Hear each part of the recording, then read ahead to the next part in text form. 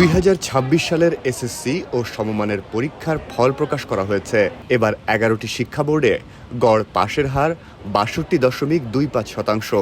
আমরা ওয়াইফাই ছাড়াই ধূপধাপ আপলোড করি, কারণ আমাদের কাছে বেশি জিবি আছে। বেশি জিবি জিতবেন মাই জিপি অ্যাপে। পাশের হারে সবার উপরে রয়েছে ঢাকা শিক্ষা বোর্ড। এই বোর্ডে এবার 71.63% শিক্ষার্থী পাশ করেছে, অর্থাৎ 11টি বোর্ডের মধ্যে সবচেয়ে ভালো ফল করেছে ঢাকা। এরপরই রয়েছে যশোর বোর্ড, যেখানে পাশের হার 66.27%।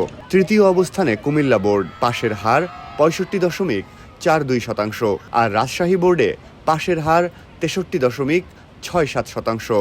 অন্যদিকে সবচেয়ে কম পাশের হার মাদ্রাসা শিক্ষা বোর্ডে 55.49%।